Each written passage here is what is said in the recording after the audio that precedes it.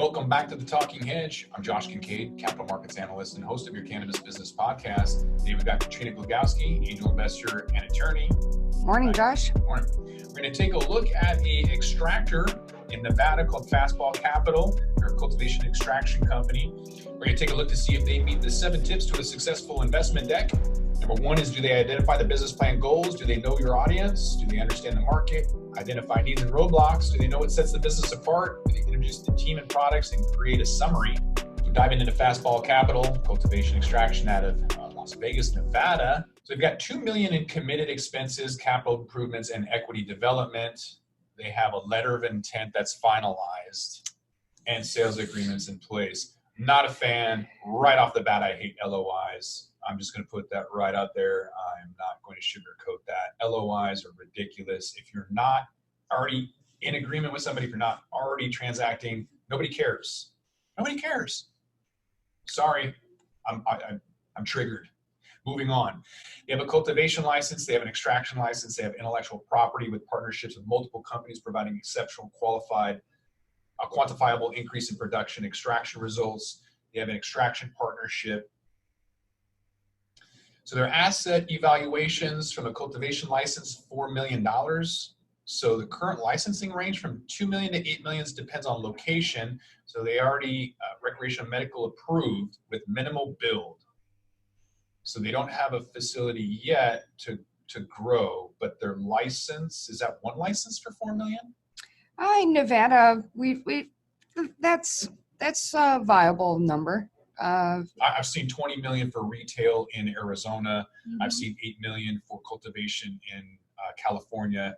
So 4 million for a license isn't out of the norm, especially in Nevada where there's a monopoly for retail shops.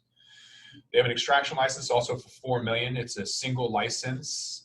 Current licenses are not available. So it's a package deal, increasing the base value with additional contracts for partnerships being developed with licensed retail operations or options to increase the base value.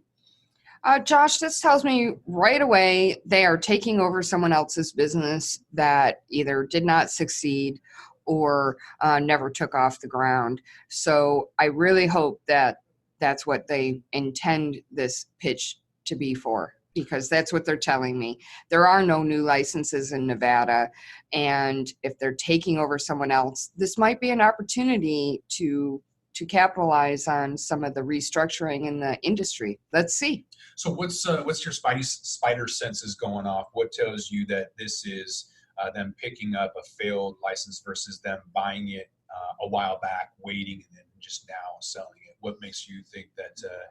Why does your intuition tell you that?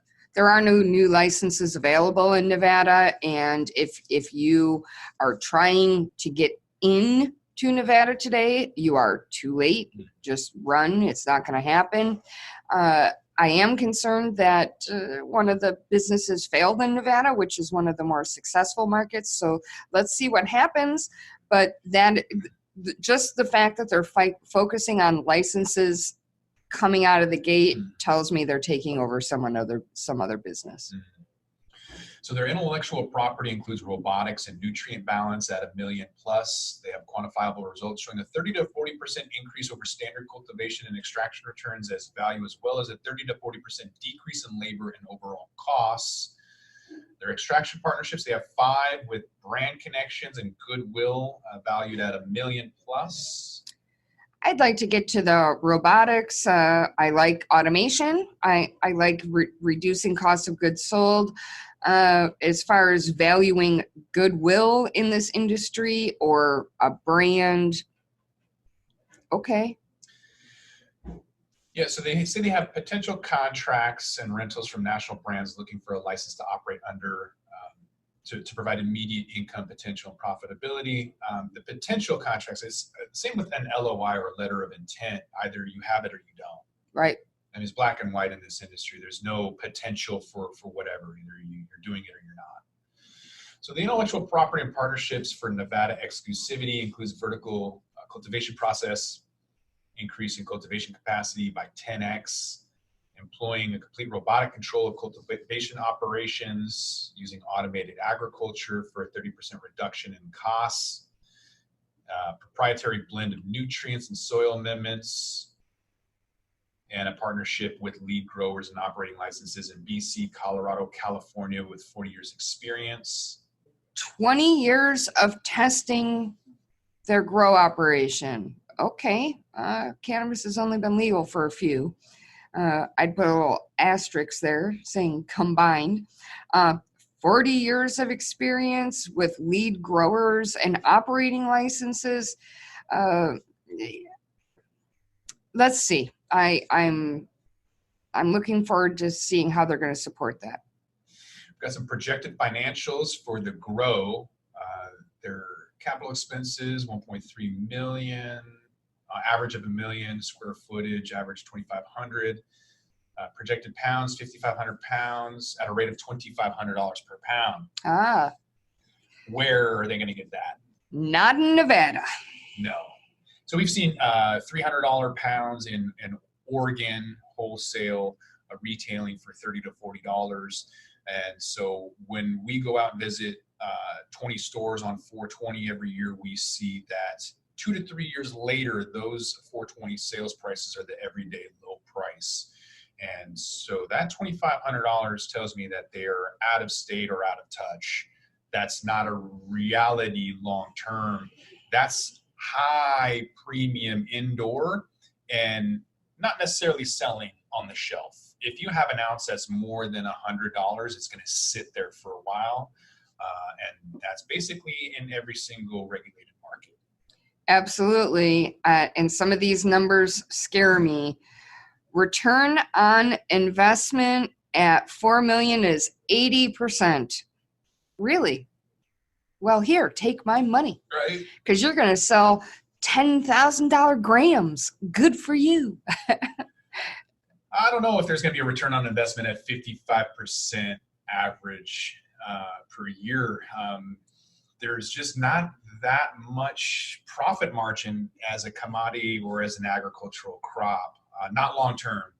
And so when I talk to people in Tennessee and I talk to people in New York or Philly, and they're like, yeah, but pounds go for 7,000, and so I'm going to reinvest my life savings into this crop. And you try to tell them, and they got it in their mind that that's a set price. And you can just look at every single regulated market and see every year those prices go down.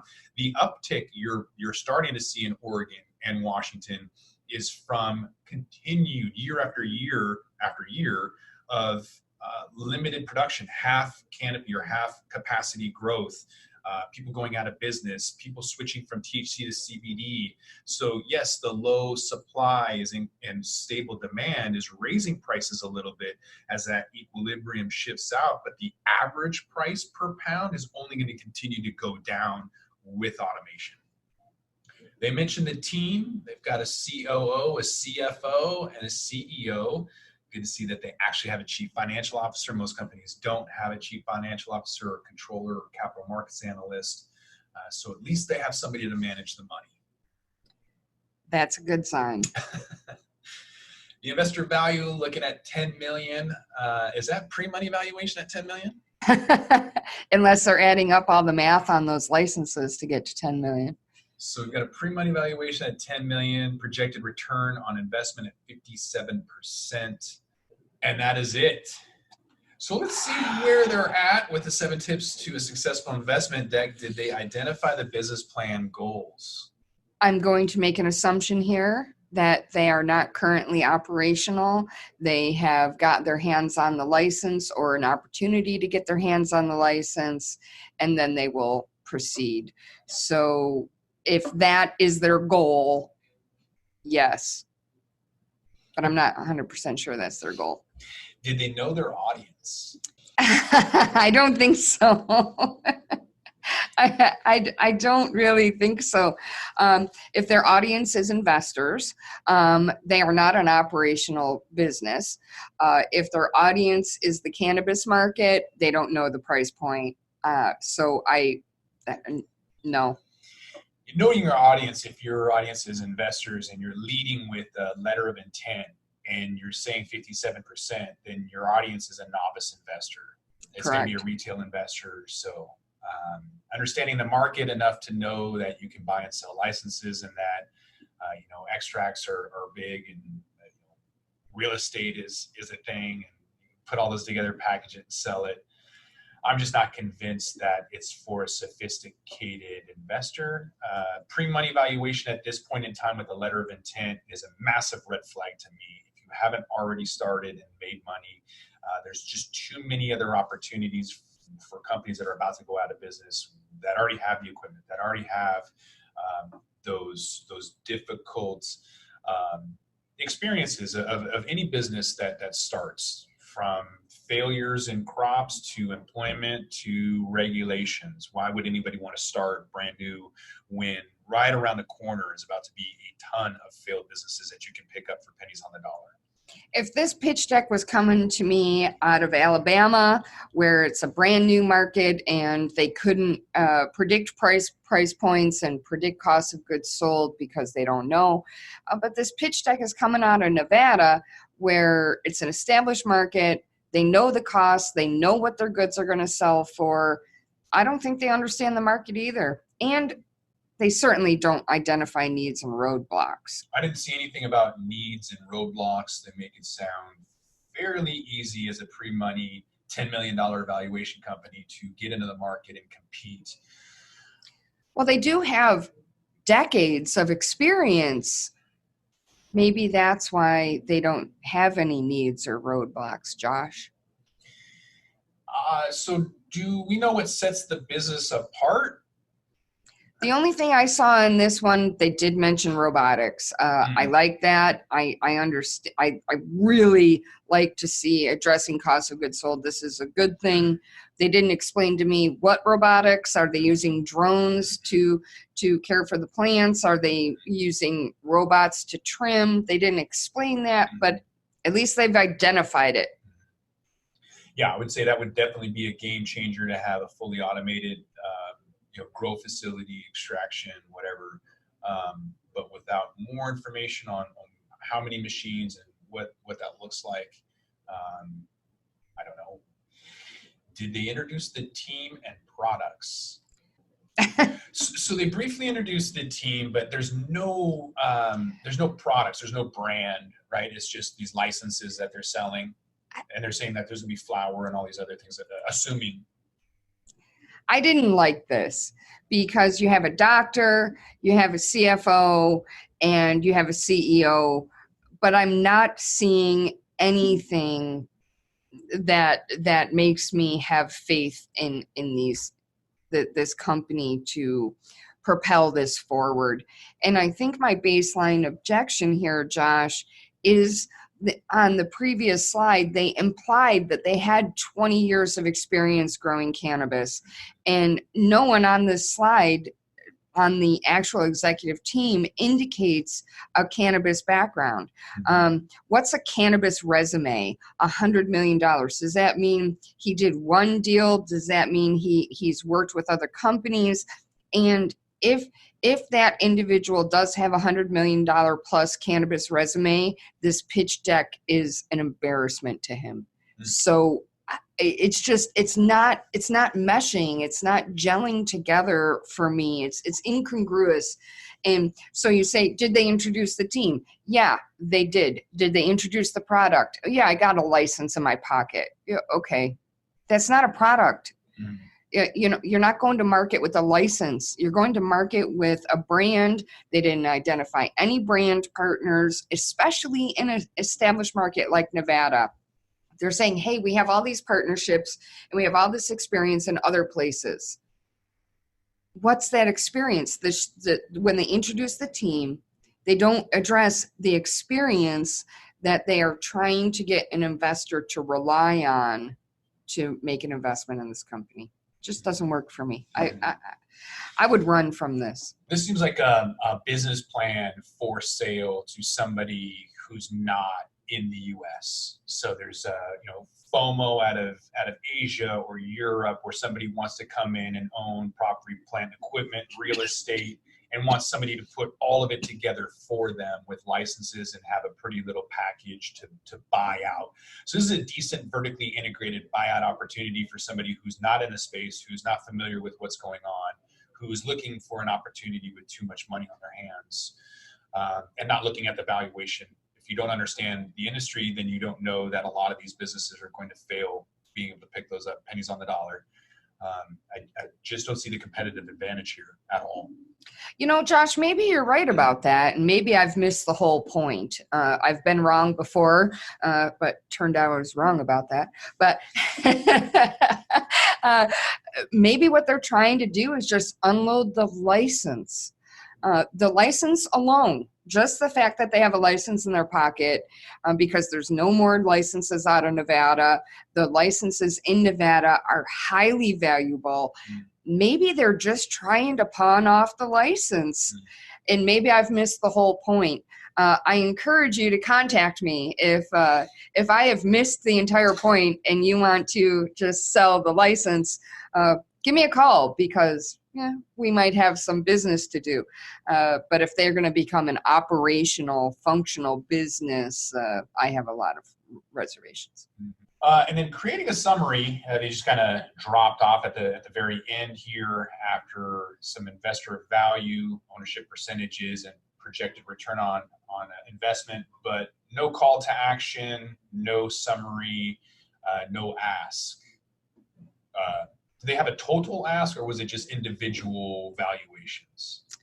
I did not see an ask. They talk about they have $2 million in capital committed with approximately $10 million in assets. They didn't really have an ask that I could see. So with Fastball Capital, cultivation extraction in Las Vegas, Nevada, let's tally this up. 7 tips to a successful investment deck. If you are selling your licenses without an operational cannabis business, I would give you 2 out of 7.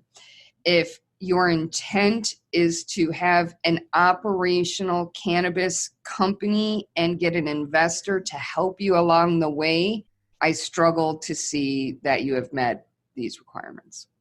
So it's somewhere between 0 and 2. All right. Well, let's round up and say it's 2 out of 7. We'll give them the benefit of the doubt. Still not a great score. Because right out the bat, when you lead with an LOI, I get triggered. It's a letter of intent means nothing to me. I can't stand letters of intent. It just bugs the shit out of me. I'd rather see revenue. God. All right. Well, that's one way to trigger me. With that, we're going to roll this one up. I want to thank my guest, Katrina Glogowski. She's an angel investor and attorney in Seattle. Thanks again. Thanks, Josh. I'm Josh Kincaid. This is the Talking Hedge. Don't forget to like, share, and subscribe. Or don't. And I'm out.